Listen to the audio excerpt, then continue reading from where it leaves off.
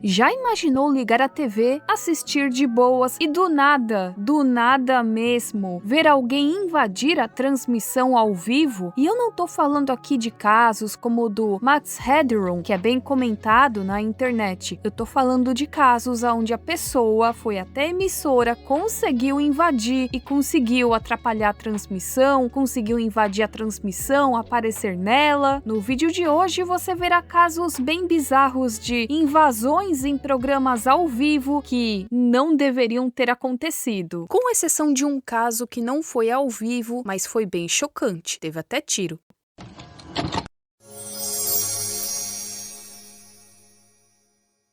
A Munhwa Broadcast Corporation, conhecida como MBC, é uma das principais emissoras de TV e rádio da Coreia do Sul, sendo um dos principais canais de televisão aberta. E lá nós temos o MBC New Desk, que é um jornal noturno da emissora, exibido desde 1980. É como se fosse o nosso Jornal Nacional no Brasil. E agora nós vamos à data onde aconteceu algo inesperado, 4 de agosto de 1988, quando eles transmitiam esse jornal sul-coreano, que naquele momento era apresentado por Kang Sung-ho. Era transmitida uma reportagem sobre o aumento das tarifas ligado ao projeto de expansão do metrô da capital do país. Mas do nada, a situação muda por completo, pois um jovem de 24 anos, chamado So Chang-yong, invadiu o estúdio enquanto eles transmitiam ao vivo, queria a todo custo pegar o microfone do apresentador para dizer o seguinte: há um dispositivo de escuta implantado no meu ouvido. 서울시는 새로운 지하철 건설에 필요한 재원을 귓속에 도청 장치가 들어있습니다, 여러분.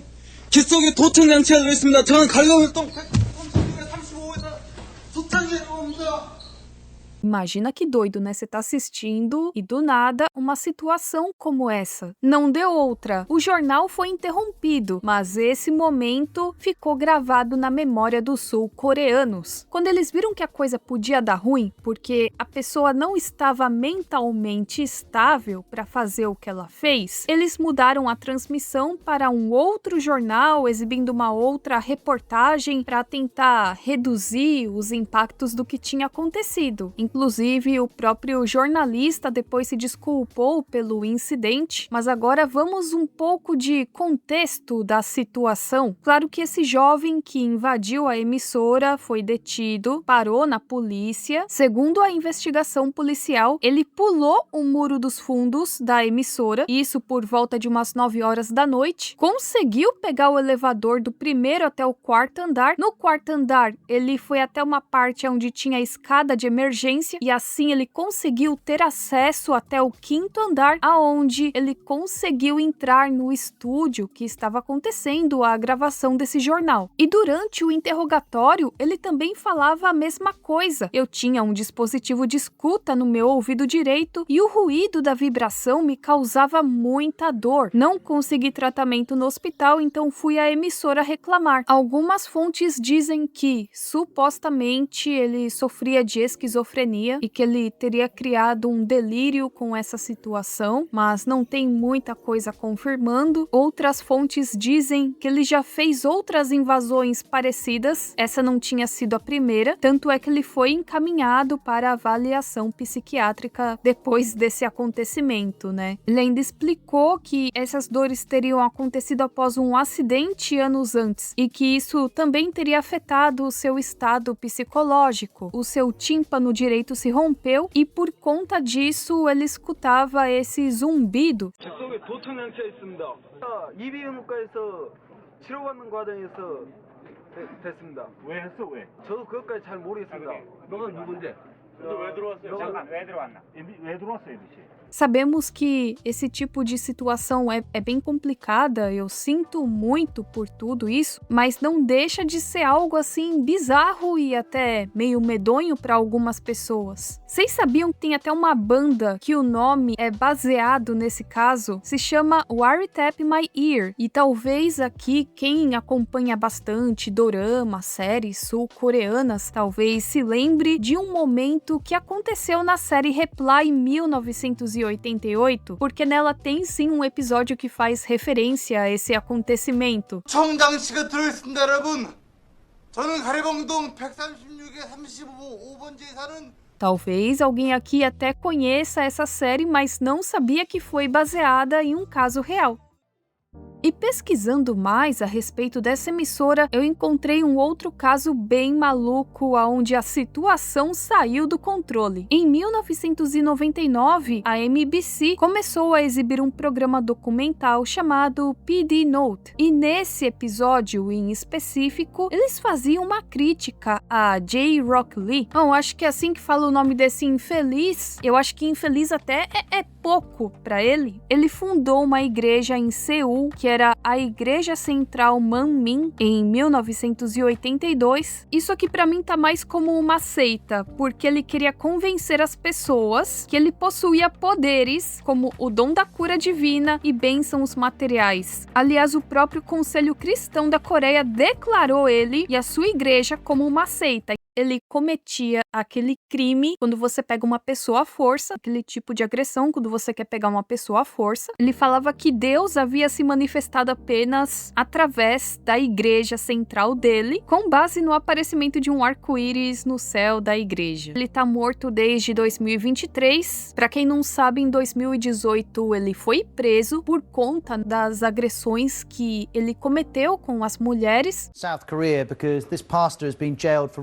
8 women who were members of a mega church. Esse programa, PD Note, faria uma crítica a esse cara, né, o J. Rock Lee. E é claro que ele não queria ter a sua imagem revelada. No dia da transmissão, que seria às 10h30 da noite, 2.000 membros da Igreja Central Manmin começaram a se aglomerar em frente à sede da MBC e eles começaram a ocupar o saguão do primeiro andar, a área ao redor da emissora, e assim 200 membros conseguiram invadir o prédio da MBC. Ocuparam a sala de controle principal no segundo andar e lá eles desligaram e destruíram equipamentos, o que interrompeu a transmissão. Inclusive tiveram pessoas que cometeram atos de violência com outros funcionários que não tinham nada a ver com o que estava acontecendo. Assim, 8 minutos após começar esse documentário da PD, ele foi totalmente interrompido e no lugar começaram a transmitir um programa documental chamado A Natureza Está Viva. Como eles começaram a destruir tudo lá dentro, a conexão entre a sede e a estação regional da emissora foi cortada. Em alguns locais aparecia uma tela preta onde estava escrito "A condição da transmissão é ruim", em outras aparecia a logo da emissora e ficou nisso. Foi tudo interrompido, algumas colocaram alguma coisa de emergência só para ter alguma coisa transmitindo e outras ficaram com essa tela preta. Por volta das 11h40 da noite, um grande número de policiais chegou lá na sede da emissora para retirar à força o pessoal que estava lá dentro, querendo acabar com tudo, e assim a transmissão foi normalizada. Mas mesmo com a normalização da transmissão, eles continuaram lá fazendo protesto até madrugada, 1h30 da manhã, eles ainda estavam lá. E o fato deles conseguirem normalizar rápido as transmissões é que os equipamentos que foram quebrados eram de reserva. O incidente foi anunciado pelo programa MBC Closing News por volta das 11h50 da noite, e é claro que o caso parou na polícia, parou na justiça. Acontece que a emissora MBC já tinha sido impedida por ordem judicial de exibir uma reportagem falando da vida sexual do Lee. E não se esqueçam do motivo que ele foi preso, né? Pois é, a MBC entrou com um processo contra a igreja e 61 pessoas que foram envolvidas no ataque e conseguiu uma indenização pelo Tribunal Distrital do Sul de Seul, mas o processo contra o Lee, esse foi arquivado. É, galera, só depois de muito tempo que a justiça foi feita. Francisco Franco Barramond foi um general militar espanhol que liderou as forças nacionalistas na derrubada da Segunda República Espanhola durante a Guerra Civil Espanhola e depois governou a Espanha de 39 a 75. Após a sua morte, a Espanha começou uma transição para um sistema considerado mais democrático sob o comando do rei Juan Carlos I e o primeiro-ministro Adolfo Suárez. É daí que vem um dos casos mais doidos que já aconteceu na história da Espanha e que foi televisionado. Aqui estamos falando do 23F, uma tentativa fracassada de tentar derrubar esse novo governo, que aconteceu no dia 23 de fevereiro de 81, momento esse que marcou bastante essa época de transição da Espanha de um sistema para outro sistema, e ambos bem diferentes.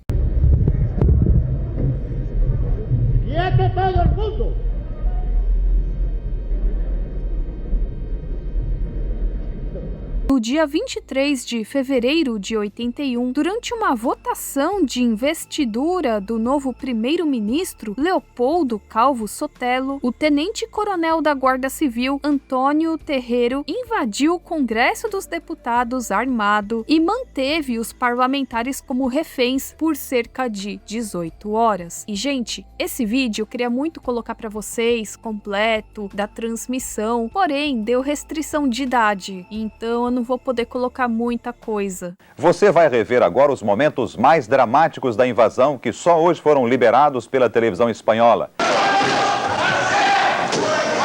Confusão no plenário.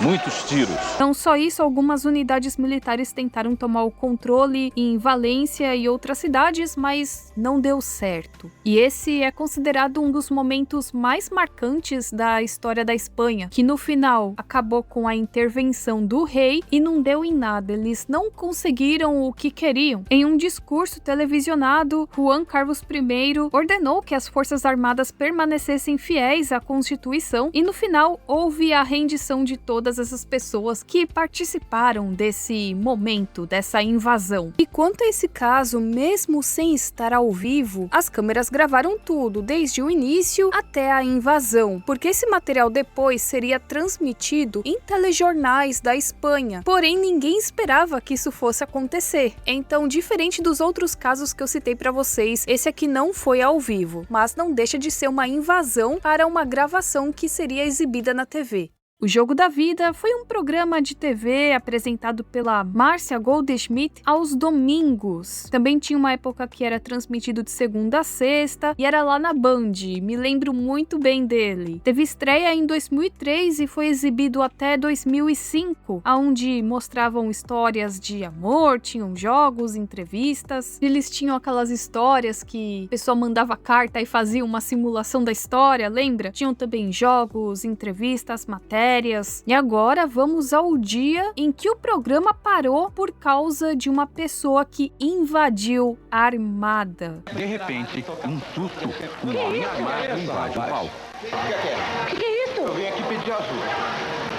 Ô, produção, o que é isso? Cara, se cortar, vai me ligar aqui no celular e eu vou... O que é isso, gente? 3 anos que eu não vejo a minha filha.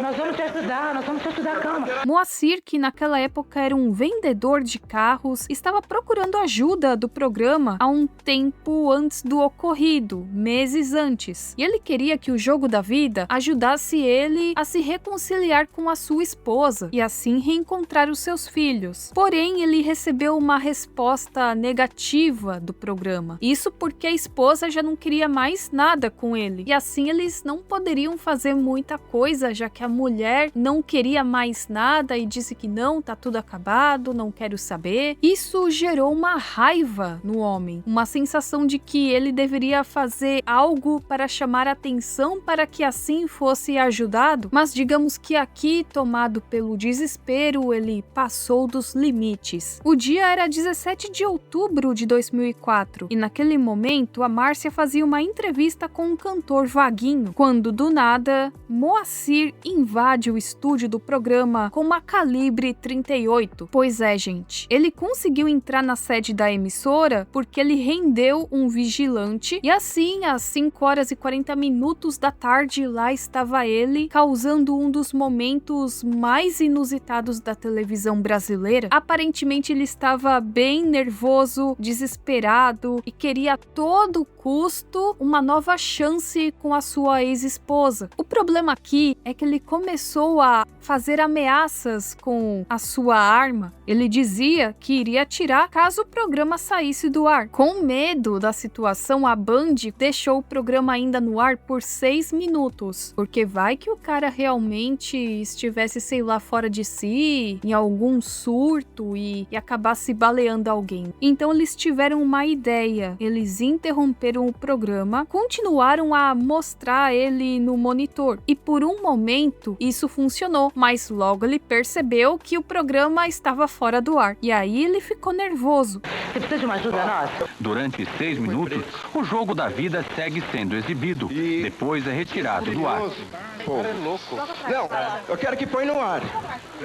E agora? Eu quero que põe no ar. Nesse momento, na plateia havia 200 pessoas que começaram a entrar em colapso, em pânico. Eu imagino a situação, né? Eu imagino o desespero das pessoas, principalmente. A Márcia tentava manter a calma, conversar com o Moacir, né? Ver se conseguiriam resolver essa situação sem que ele precisasse usar a arma. E olha como é o destino. Um policial apaisana que estava assistindo o programa na plateia conseguiu imobilizar o Moacir. Deram os comerciais.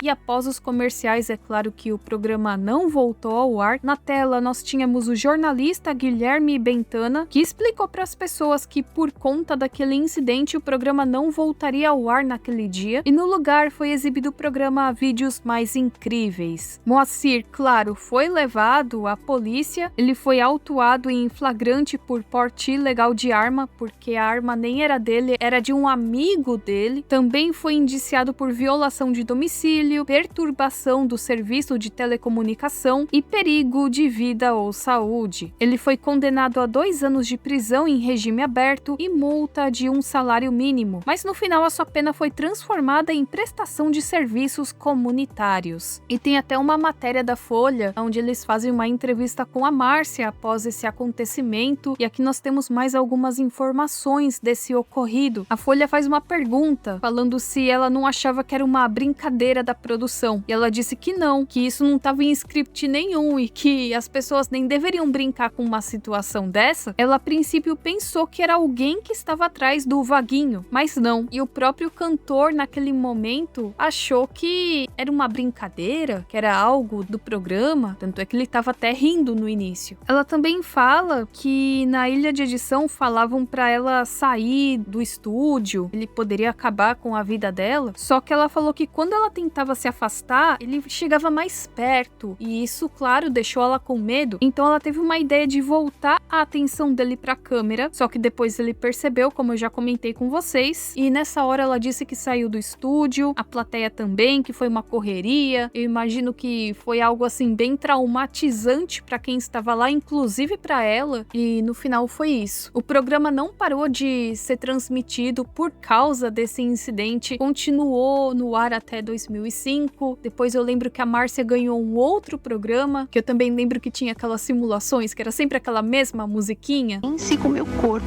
vivia fazendo dietas e exercícios físicos excessivos, o que era considerado pelos outros um exagero. Tá aí uma memória que depois eu tenho que abordar em um outro vídeo, né? Essa coletânea de casos bizarros vai se encerrando por aqui. Eu espero que vocês tenham gostado. Lembrando que eu já tenho vários vídeos aqui no canal falando só coisa inusitada que já aconteceu na TV. Tenho vários vídeos falando a respeito desse tema. E se você conhece mais algum interessante que eu possa abordar em um próximo vídeo, é só comentar aqui embaixo. Nós nos vemos na próxima e tchau, tchau!